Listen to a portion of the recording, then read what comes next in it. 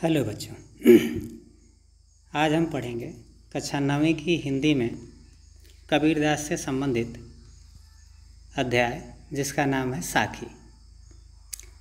साखी का शाब्दिक अर्थ साक्षी या गवाह होता है।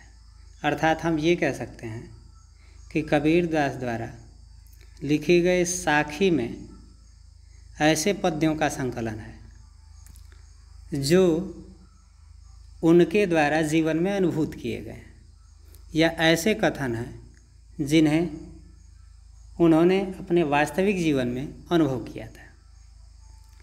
पहला पद्य गुरु से संबंधित है, जिसमें वह कहते हैं कि सतगुरु हमसु रीझ कर कहया एक प्रसंग, बरसा बादल प्रेम का भींज गया सब अंग।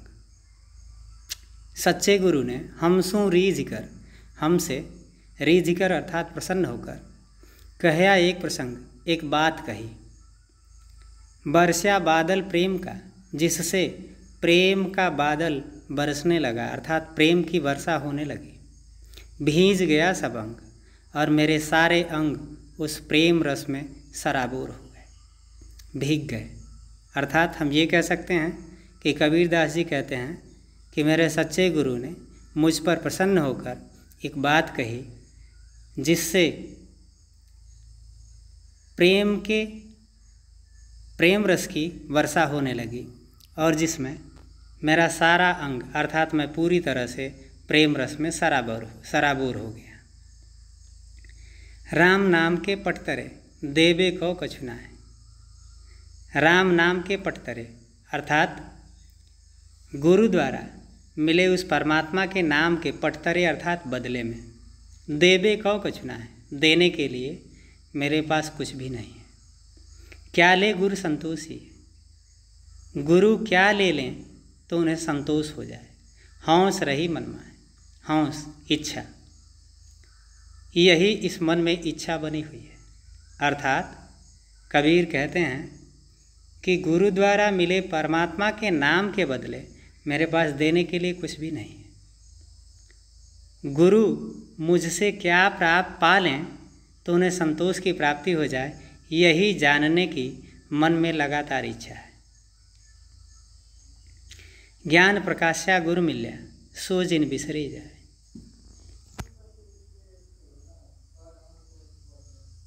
गुरु से ज्ञान के प्रकाश की प्राप्ति हुई, सो जिन बिसरी जाए, वह कहीं बिसर न जाए अर्थात भूल न जाए या बिछड़ न जाए।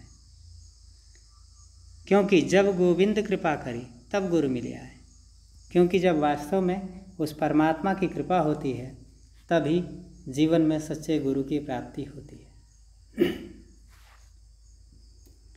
माया दीपक नर पतंग भ्रमि भ्रमि वहीं पड़ंत, कहें कबीर गुरु ज्ञान थे एक आध उगरंत।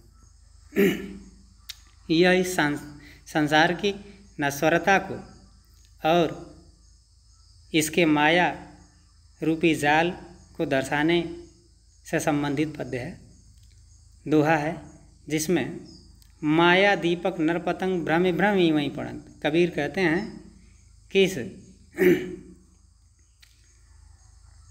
सांसारिक माया रूपी दीपक, यह संसार माया रूपी दीपक है और मनुष्य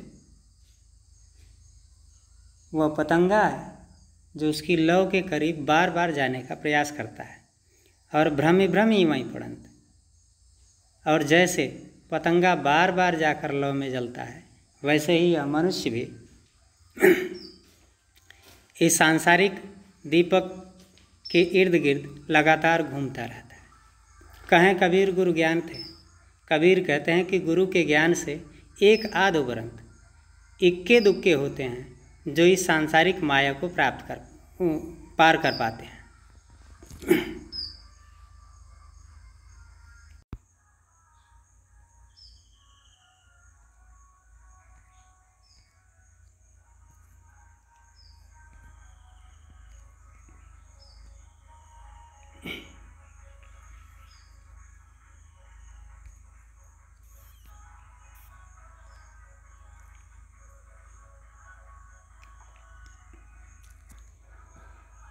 जब मैं था तब गुरु नहीं, अब गुरु हैं अब हम ना हैं। प्रेम गली अतिशा करी, ता में दो न समा। जब मैं था तब गुरु नहीं, अब गुरु हैं हम ना हैं। जब तक मुझ में अहंकार था तब तक मेरे भीतर गुरु नहीं था। अब गुरु हैं हम ना हैं, किंतु अब इस हृदय में उस गुरु का वास है, अहंकार नहीं है। प्रेम गली अतिशा करी, तामे दो न समा।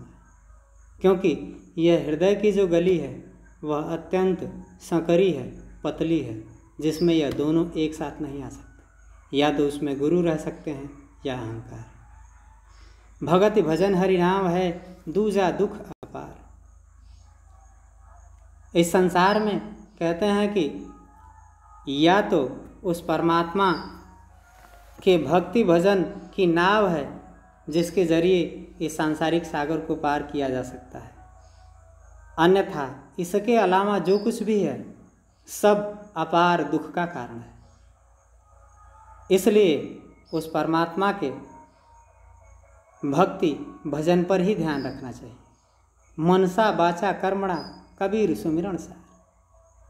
किंतु उसके स्मरण का सार बताते हुए कबीर कहते हैं कि उसका स्मरण भी हो तो कैसे हो, मन वचन और कर्म तीनों से, न कि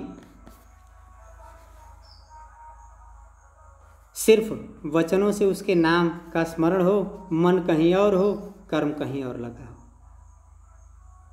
कबीर चित्त चमकियाँ चहुँ दिस लागी लाए। कबीर कहते हैं कि चित्त प्रकाशित हो गया, अर्थात ज्ञान से युक्त हो गया, तो चहुँ दिस लागी लाए, दिखाई देता है कि संसार में चारों तरफ दुख की आग लगी हुई है। हरि सुमिरन हाथू घड़ा, बेगे ले उपजाए। और उसी प्रकाश से यह ज्ञात हुआ कि उस परमात्मा के स्मरण का घड़ा तो अपने हाथ में ही है, इसे तेज गति से बुझाया क्यों नहीं जा सकता। अर्थात हम अपने इर्द गिर्द की दुख की आग को बुझा क्यों नहीं लेते। अनसणियाँ झाई पड़ी, पंथ निहारी निहार, जी भड़ियाँ छाला पड़िया, राम पुकार पुकार। कबीर कहते हैं कि आँखों में झाई पड़ गई, पंथ निहारी निहार, पंथ रास्ता देखते देखते, अर्थात उस परमात्मा की राह देखते देखते आँखों में झाई पड़ गईं, अर्थात आँखें पथरा गईं। जी भड़ियाँ छाला पड़े, जीभों पर छाले पड़ गए, राम पुकार पुकार, उस परमात्मा का नाम लेते लेते। झूठे सुख को सुख कहें, मानत हैं मनमोद, जगत चबैना काल का, कछु मुख में कछु बोल। कबीरदास कहते हैं कि कुछ अज्ञानी लोग इस सांसारिक सुख को ही सुख कहते हैं, मानत है मनमोद, और मन में आनंद की अनुभूति करते हैं, अर्थात आनंद मनाते हैं। जगत चबैना काल का, कछु मुख में कछु बोल। उन्हें यह नहीं पता है कि यह पूरा संसार उस काल के लिए चबैने की तरह है, अर्थात चने के दाने की तरह, जिसमें से उसने कुछ को अपने मुख में रख लिया है और कुछ उसकी गोद में ही है, जिन्हें जब चाहे वह अपने मुख में रख सकता है। जब मैं था तब हरि नहीं, अब हरि हैं मैं नहीं। कबीर कहते हैं कि जब मुझ में अहंकार था तब तक मेरे हृदय में परमात्मा का वास नहीं था, अब हरि हैं मैं नहीं। किंतु अब इस हृदय में परमात्मा का वास है, अहंकार नहीं है। सब अंधियारा मिट गया जब दीपक देखा मैं। मेरे जीवन का सारा अज्ञान का अंधेरा मिट गया जब मैंने उस ज्ञान की प्राप्ति कर ली, अर्थात ज्ञान रूपी दीपक को प्राप्त कर लिया। कबीर कहा गर्भियो ऊंचे देखे आवास। कबीर कहते हैं कि इन ऊंचे भवनों और आवासों को देख करके गर्व क्यों करते हो, अर्थात यहाँ जो कुछ भी दिखाई दे रहा है वह सब नाशवान है, काल पर भय लौटना। इन सभी इमारतों को, भवनों को, महलों को कल इसी भूमि पर लौटना पड़ेगा। ऊपर जामे घास, और उन सब पर जमी हुई घास ही दिखाई देगी।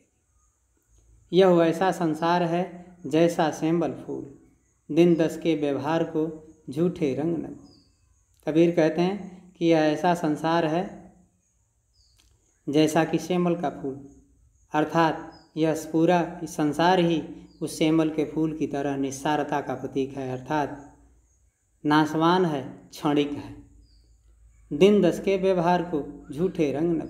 इसलिए इस 10 दिन के सांसारिक व्यवहार और संबंधों के झूठे रंग में भूल करके उस परमात्मा को भुलाने की आवश्यकता नहीं है। ई अवसर चेत्या नहीं, पसज्यों पाली दे, राम नाम जान्या नहीं, अंत पड़ी मुख से। कबीरदास जी कहते हैं कि यह जो मानव जन्म का अवसर प्राप्त हुआ है, यदि इसमें भी चेते नहीं, अर्थात ध्यान नहीं दिए, होश में नहीं आए, पशुज्यों पाली दें और पशुओं की तरह केवल शरीर पालने का ही काम किया, राम नाम जान्या नहीं और उस परमात्मा के नाम को स्मरण नहीं किया, तो फिर इस जन्म में भी अंतिम समय में मुख में राख ही पड़नी है, अर्थात यह जीवन व्यर्थ ही जाना है। यह तन कांचा कुंभ है, लिया फिरे था सार। कबीर कहते हैं कि यह तन अर्थात यह शरीर कच्चे घड़े के समान है, जिसे जीवन भर साथ लिए फिरते रहे। ढबका लागा फूट गया, कछुना आया, जो थोड़ा सा झटका लगने से ही फूट गया और अपने हाथ कुछ भी नहीं लगा। अर्थात कहने का तात्पर्य है कि घड़ा जब तक कच्चा होता है तो वह जरा सी भी चोट बर्दाश्त नहीं कर पाता। तो यह शरीर भी ज्ञान के बिना कच्चा ही है, और अज्ञानता में जब हम इसे लेकर के घूमते हैं तो इसका कोई अर्थ नहीं होता। इसलिए यहाँ उनका कथन है कि इस शरीर रूपी घड़े को उस ज्ञान रूपी आमे में पकाने की आवश्यकता है, जिसके जरिए ज्ञान प्राप्त कर उस परमात्मा के नज़दीक जाया जा सके। कबीर कहा गर्भियो, देही देख सुरंग। कबीर कहते हैं कि गर्व क्यों करते हो, देही देख सुरंग, इस सुंदर रंग के शरीर को देखकर गर्व क्यों करते हो। अर्थात परमात्मा ने जिस सुंदर शरीर को तुम्हें प्रदान किया है वह ज़्यादा दिनों तक रहने वाली नहीं, अर्थात यह भी क्षणिक है, नाशवान है। आज सुंदर है, कल कुरूप हो जाएगी। भी क्षणियाँ मिलबो नहीं, ज्यों कांचली भुवन। एक बार यदि यह बिछड़ गई तो फिर यह दोबारा मिलने वाली नहीं है। ठीक वैसे ही जैसे सर्प जब केंचुली को छोड़ देता है तो फिर उसे दोबारा ग्रहण नहीं कर पाता। इसलिए इस शरीर पर गर्व करने की अपेक्षा इस शरीर का सदुपयोग करें और उस परमात्मा की भक्ति में अपने जीवन को लगाएं। इस प्रकार साखी के ये सारे पद समाप्त हुए। धन्यवाद। वीडियो जो अगर अच्छी लगी हो तो लाइक और शेयर कर दें, बेल आइकन दबा दें और हमारे चैनल को सब्सक्राइब कर दें। धन्यवाद।